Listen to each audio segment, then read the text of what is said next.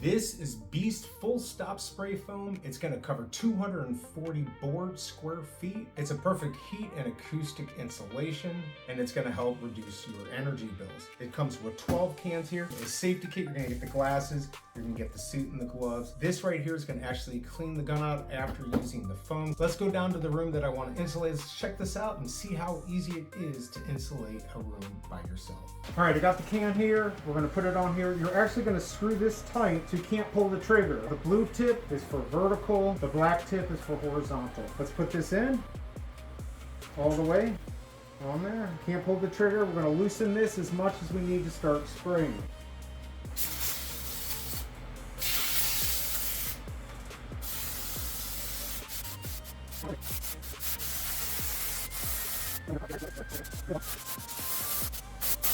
If you do it too slow, you're going to get it too thick.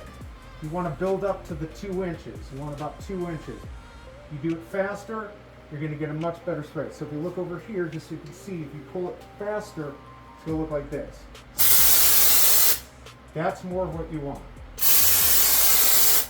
And then you're going to build it up. Just like that. And there you go.